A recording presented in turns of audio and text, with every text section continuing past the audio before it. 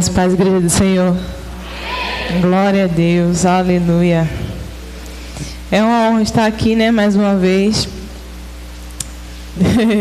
Depois de algum tempo. Meu Deus, desliga isso, não me diz.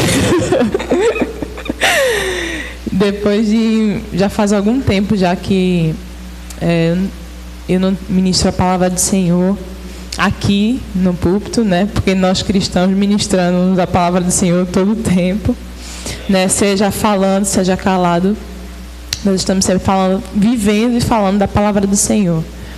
E a última vez que eu ia ministrar, né, teve uma chuva torrencial, né? E nós não podemos realizar o culto, né? E engraçado que naquele dia, quando eu terminei, né, de fazer a ministração, foi quando a gente ficou sabendo que não ia haver culto, né?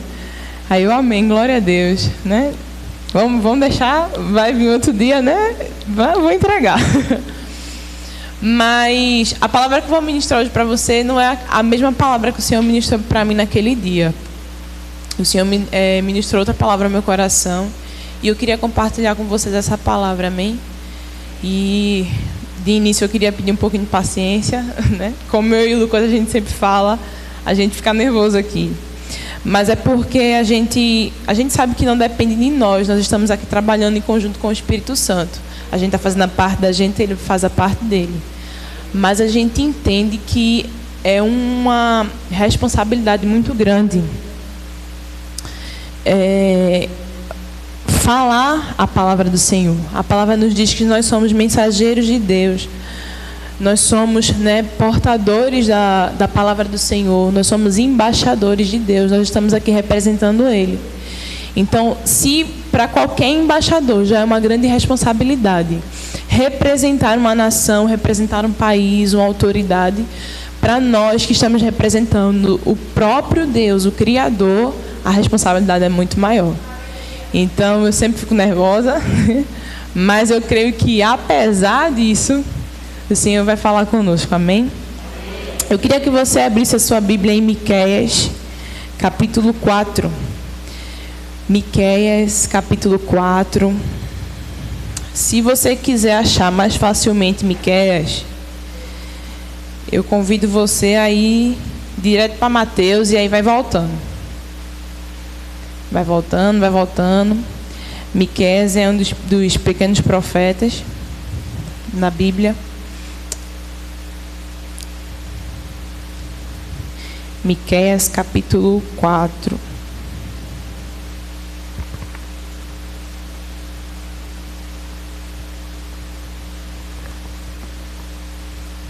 Aleluia.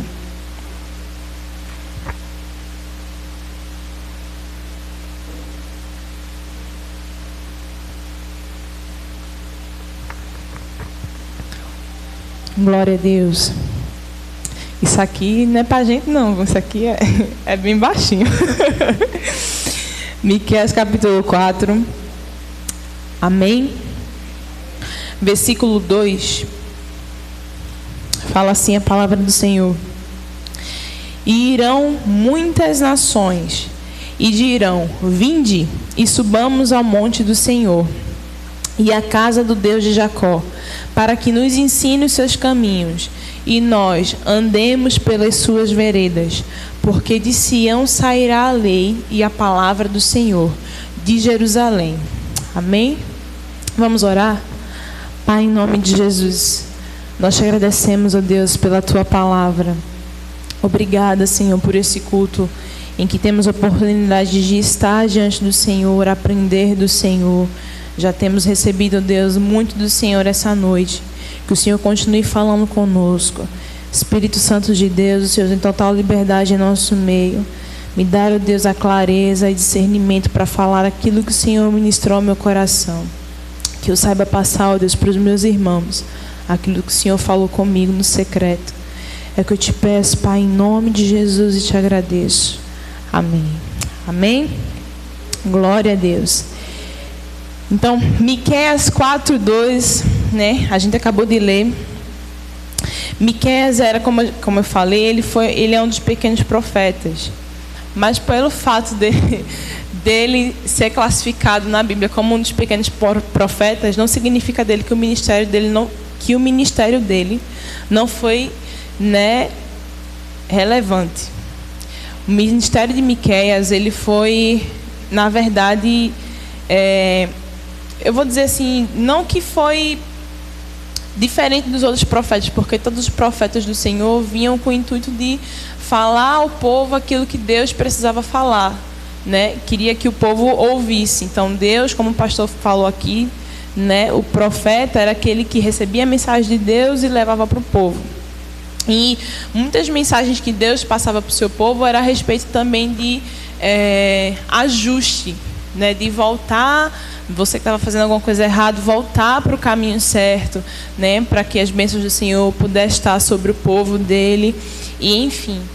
E Miqueias, né, ele foi um desses profetas que foi levantado por Deus para mostrar ao povo de Deus o quanto eles estavam corrompidos. Quando a gente lê o livro de Miqueias, né, a gente começa a ver que ele foi um homem, né, que foi ousado, né? Por que eu digo isso? Porque ele, no tempo em que ele se levantou, que Deus levantou ele para falar para o povo, né, tem uma passagem no capítulo anterior, tem uma passagem que ele está falando a respeito dos profetas e ele está falando assim, para os chefes, para as autoridades e para os profetas, ele diz, olha, ninguém mais vai ver nada. Em outras palavras, né? Tá falando, olha, ninguém mais vai ver nada. Deus não vai revelar mais nada a ninguém. Vocês estão fazendo isso, né, de forma errada. Vocês estão fazendo isso porque vocês querem dinheiro, né? Não da forma como Deus chamou vocês para fazer o ministério de vocês. Vocês estão fazendo de outra forma, de forma totalmente errada. E por causa disso, Deus está falando que vocês não mais receberão revelação do céu. O que vocês falarem, o que vocês pensarem e tentarem decifrar será de vocês mesmos. Não será de Deus. Mas em mim está o Espírito do Senhor. E aquilo que Deus me falar, eu vou falar. Então, assim, quando Miqueias ele fala isso, ele está se colocando à parte de todos os outros profetas. Ele está dizendo, olha, vocês não estão não, mas eu estou no outro nível. Deus me chamou para fazer isso. Vocês estão totalmente corrompidos.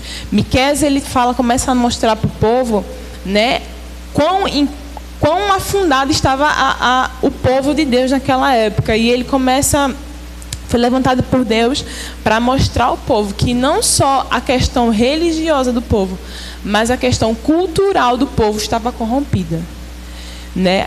O povo de Israel, ele é muito conhecido pela sua religião, né, pelo fato de servir ao Senhor, né, eles são um povo que a Bíblia fala, né, então isso é automaticamente ligado à cultura dele. Toda a vida do povo de Israel, né, gira em torno de Deus e da sua religião, né, mas aí Miqueias está dizendo, olha, vocês estão num nível tão complicado de corrupção que não só o fato de vocês estarem idolatrando e se corrompendo na forma religiosa, não só isso está errado, todo o resto está errado, tudo que vocês estão fazendo está errado, né? E dentro disso, né, dentro desse ministério em que Miqueias está mostrando ao povo que o caminho que eles estão tomando não é um caminho direito, não é um caminho certo, não era o caminho que Deus escolheu para eles, né? Especificamente nesse capítulo 4, Miqueias começa a profetizar sobre um povo que não era judeu, mas que viria à presença de Deus para aprender sobre o Senhor e viver de acordo com a vontade dele. Então Miqueias ele estava falando para o povo, olha, o que vocês estão fazendo é errado. Deus não está se agradando, né? Mais para frente, se você quiser ler em casa, né, Deus fala assim, o que é que Deus pede de vocês, povo de Israel? Ele não pede que vocês, porque toda a cultura, né, e religião daquela época, né, se baseava em sacrifício de animais e toda aquela coisa que a gente sempre fala, né, sobre sacrificar cordeiro, queimar incenso, toda aquela liturgia, né, religiosa. E Miqueias ele está falando, o que na verdade Deus pede não é isso de vocês. O que Deus pede de vocês é que vocês andem em obediência. É apenas isso, povo de Israel. Mas enquanto Miqueias está falando isso, no meio disso, Miqueias começa a profetizar sobre um povo que não era judeu, mas que viria à presença de Deus para buscar e aprender dele. E esse povo aqui somos nós. Nós não somos judeus de nascença, mas a palavra de Deus diz que nós temos direito à herança que eles têm em Abraão, porque nós aceitamos Jesus, nós cremos em Jesus. Então, Miqueias, ele estava falando a respeito de nós, sobre um povo de uma outra nação que viria até Deus para aprender sobre ele e queria andar no caminho dele. Amém? Então, até aí vocês entenderam? Glória a Deus. Então, capítulo 4, versículo 2, em que Miqueias está profetizando, eu queria falar para vocês algumas coisas que Deus falou para mim a respeito desse povo, nós. E nesse versículo, algumas coisas o Senhor me chamou a atenção, né? Uma delas é a respeito, logo no início, fala assim: vinde e subamos ao monte do Senhor. Sabe, uma coisa que Deus falou comigo na hora que eu estava lendo esse versículo foi que, quando Miqueias estava profetizando sobre esse povo que viria, não fala que Deus está chamando esse povo, fala que esse povo decidiu ir buscar ao Senhor. Então, a primeira coisa que o Senhor falou comigo é que, na busca pelo Senhor, né, a disposição é minha. Primeiro, eu decido buscar ao Senhor. Na busca de aprender ao Senhor. A gente sabe que Deus, a gente sempre fala aqui, Arlete sempre comenta, o que Deus precisava fazer, Ele já fez. Ele deu o seu Filho para morrer por nós. Agora, tudo, né, todo o resto é uma disposição nossa. Né? Eu não estou dizendo que Deus não faz mais nada, não é isso que eu estou dizendo, amém, igreja? Eu estou dizendo que nessa busca pelo Senhor, primeiro, porque todo mundo sabe que Deus quer a humanidade. A palavra de Deus diz que a vontade de Deus é que todo ser humano seja salvo. Mas Deus, Ele não implica nada a você. Ele não lhe obriga a fazer nada. Ele quer que você deseje. Então, no caminho com o Senhor, na caminhada com o Senhor, na busca por aprender por mais de Deus, primeiro há uma disposição minha. Eu quero e eu vou. Então, vinde e subamos ao monte do Senhor, né? Aqui é como se um deles estivesse, né, numa reunião aqui. Vamos supor que nós somos um povo, né? E aí o pastor, vou dizer logo pastor, né?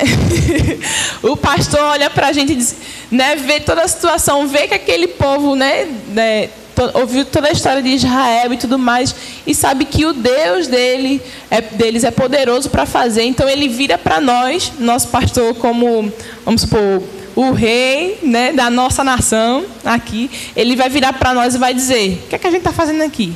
Vamos lá buscar ao Senhor, o Deus do povo de Israel. Vamos lá aprender sobre Ele. Então vamos lá. Então é uma decisão que partiu deles, né? E Ele compartilhou com toda a sua nação e eles decidiram ir. Mas é uma decisão que veio deles. Ainda que o pastor tenha dito: olha, vamos lá, ninguém aqui está indo obrigado, porque o vinde é um convite. Quando eu digo vinde, eu estou convidando, eu não estou te obrigando a vir comigo. Né? Se quando é para obrigar, a palavra que é usada não é vinde, a palavra que é usada é vá. Então, quando eu digo vinde, quer dizer que eu estou convidando. Então, ainda que a decisão seja do pastor, ele está nos convidando. Então, vai quem quer. Se você não quer, você não vai. Quem quiser, vem comigo, a gente vai subir ao monte. A disposição de subir ao monte, gente, todo mundo, aquele provérbio antigo, para descer todo santo ajuda, mas para subir é complicado. A gente mora aqui num bairro, né, em que tem muitas escadarias e ladeiras, e eu particularmente moro na escadaria que não é tão baixinha assim. Então, para descer, irmão, é fácil, mas para subir, depois de um dia de trabalho, é muito mais complicado, então é muito mais cansativo. Então a gente sabe que para subir é cansativo. Ou seja, vai requerer de você. É uma decisão sua, é um convite que é feito a você e vai requerer de você. Se você subir, querido, não vai ser fácil. Porque subir escadaria é difícil, imagina subir monte. Então, assim, é difícil, vai requerer de você. Você precisa daquilo, você precisa, mas é uma decisão sua e você precisa desejar ir e se esforçar para ir. Então, eu vou até a presença de Deus, eu busco a presença de Deus, eu vou até o monte. Quando a gente fala sobre monte na Bíblia, geralmente a gente fala sobre a presença de Deus. Sabe aqueles irmãos do movimento, quando fala, vamos para o monte, a gente já deduz, já vai orar, o crente vai orar.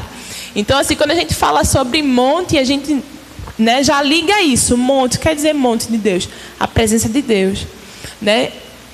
Antigamente, né, lá na história logo no início de Moisés, o lugar onde Deus mais manifestava a presença dele quando queria falar com Moisés era no monte. Então Deus dizia, Moisés, sobe aqui que eu quero falar contigo. Então Moisés subia ao monte, onde representava a presença de Deus, e lá Deus conversava com ele. Então é feito um convite, né? Nós vamos ao monte, à presença do Senhor. E tem uma outra coisa que Deus falou comigo. Então, eu subo o monte, é uma decisão minha, eu busco a presença de Deus, eu vou até a casa de Deus. Então, nesse versículo ele fala que ele vai subir o monte, que ele vai à casa de Deus. Então, quando eu estava falando sobre isso, né? Quando eu estava meditando sobre isso, que Deus falou sobre a questão da presença, né? A gente sempre aprende que Deus ele está em nós e está em todo lugar. E nós sempre instigamos os irmãos a ter uma vida de oração. Então, você buscar o Senhor em casa, você orar, né, ao Senhor, né, e Deus vai te falar coisas ao teu coração naquele lugar. Então, você está buscando a presença do Senhor, está indo ao monte do Senhor.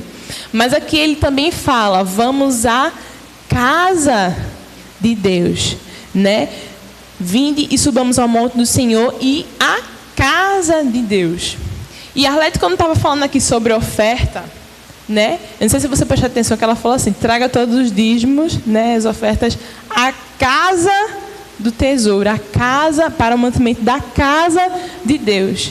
Então, quando o versículo está falando aqui sobre casa de Deus, ele está dizendo também, você precisa ir à presença, mas você também precisa ir à casa do Senhor.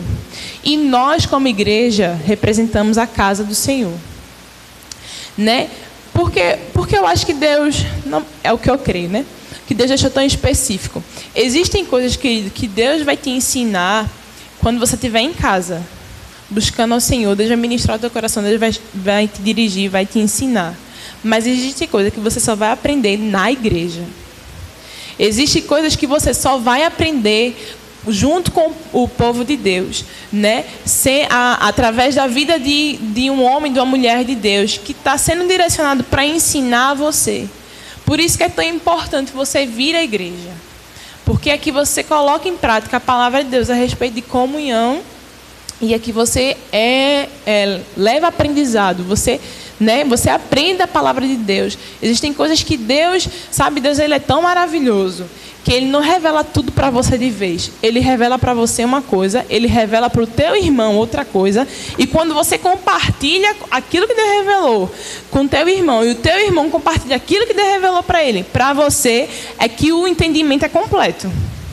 Então Deus ele não vai te revelar tudo, ele vai te revelar uma parte e vai revelar outra parte ao teu irmão. E quando vocês estiverem em comunhão, quando nós estivermos em comunhão, né, a revelação vai ser completa, porque aquilo que Deus revelou para ele e aquilo que Deus revelou para você, e quando nós estivermos compartilhando, né, será para o crescimento dos dois. Por isso que a comunhão está na igreja do Senhor, né, é importante. Paulo falava sobre estar, né, em união, em comunhão, e ele falava muito sobre amar uns aos outros.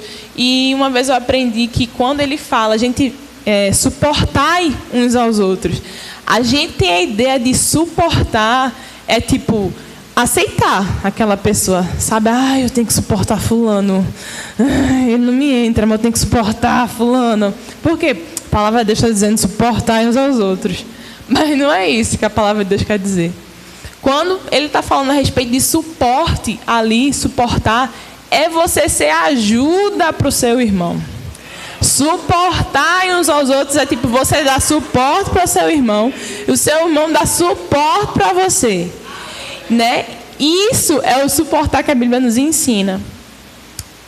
É importante, irmão, porque aqui a igreja é treinamento para quando você chegar no céu. Porque se a gente não se aguenta ver aqui no céu, não tem para onde correr não, é eternidade. Aqui é 2 horas de culto, irmão. Glória a Deus, aleluia. Cada um vai para sua casa, amém. Mas no céu é eternidade.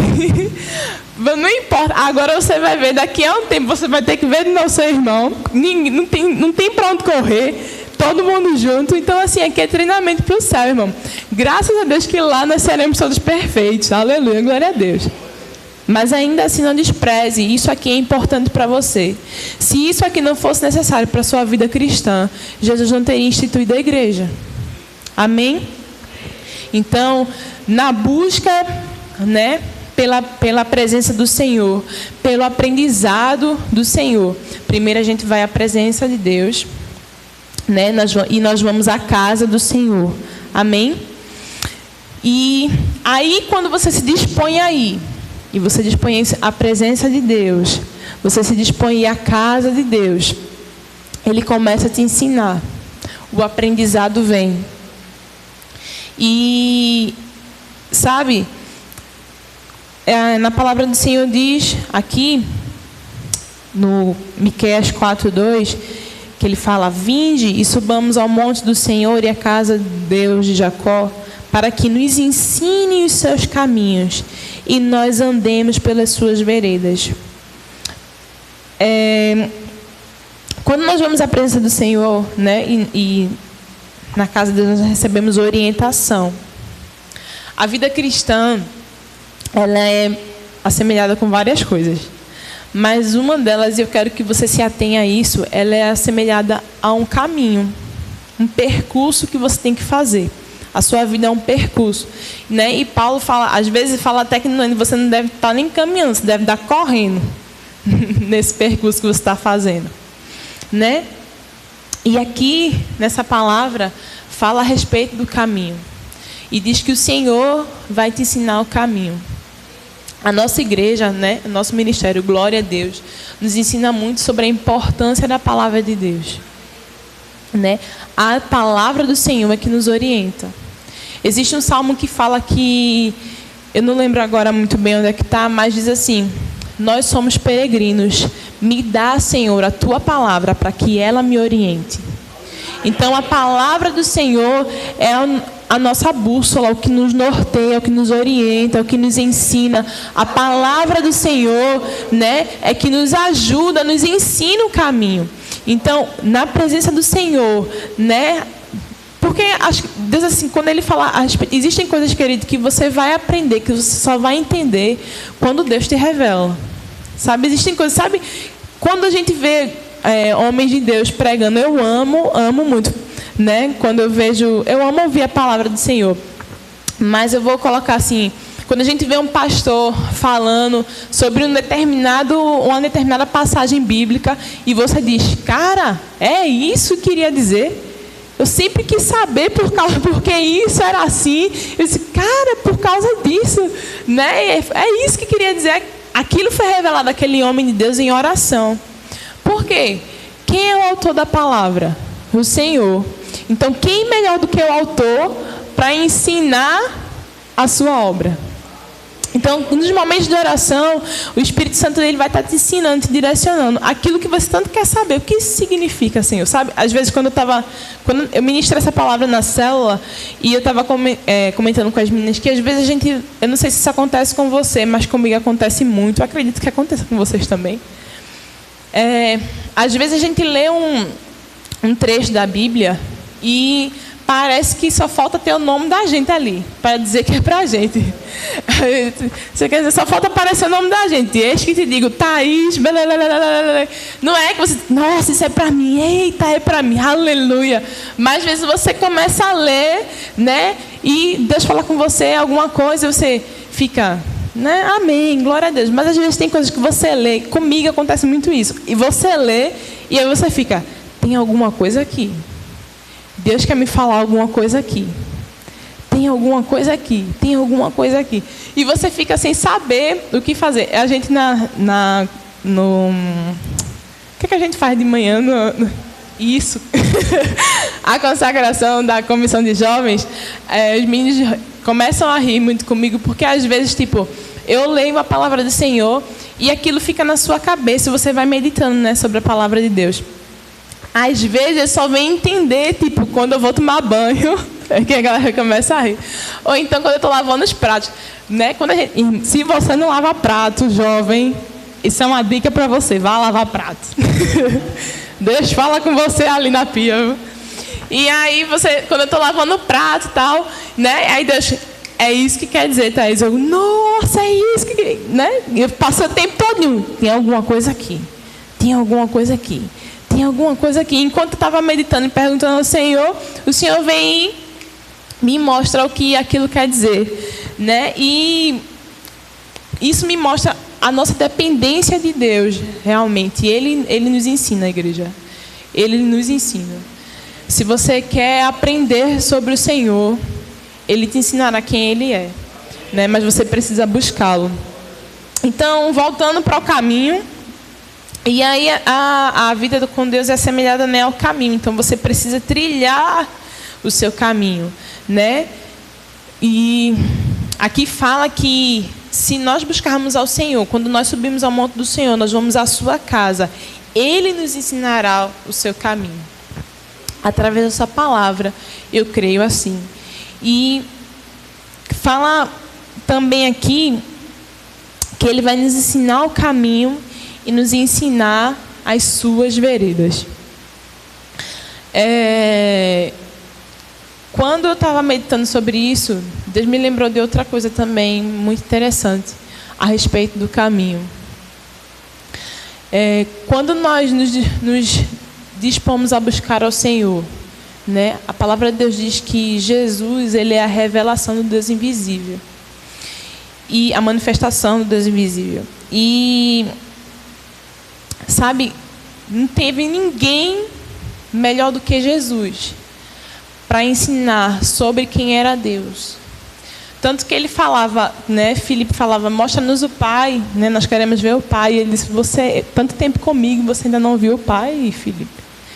Né? Quem me vê, vê o Pai.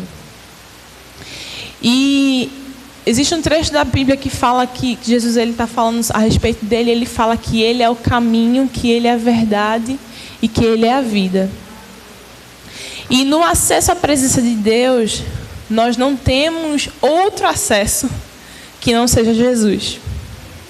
Uma vez estudando sobre isso, eu vi que os judeus, eles chamam, antigamente no templo, até você chegar ao lugar o Santo dos Santos, né? Que só quem podia chegar era o sumo sacerdote, uma vez por ano, né?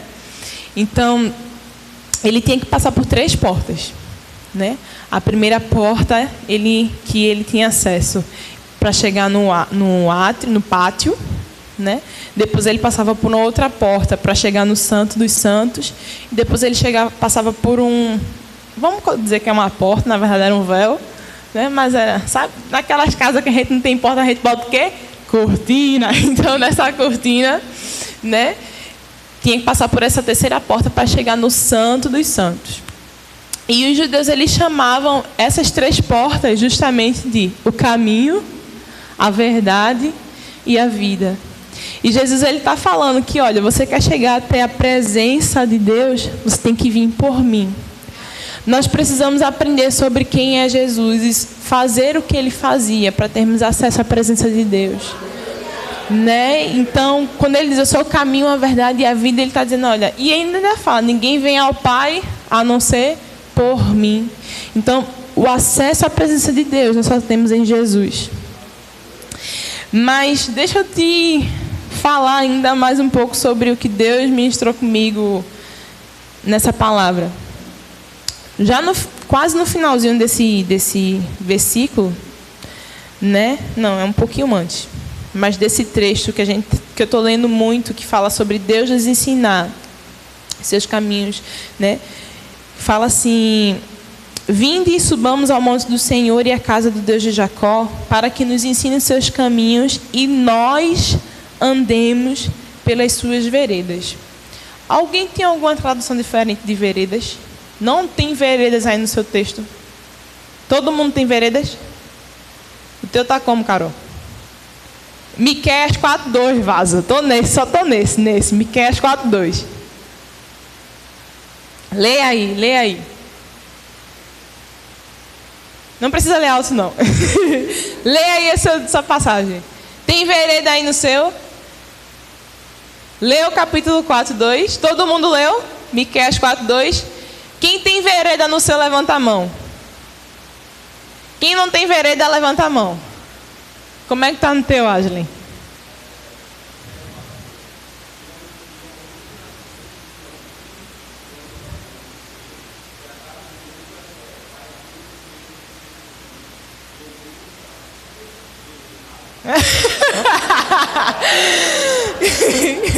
Carol, o teu tem como?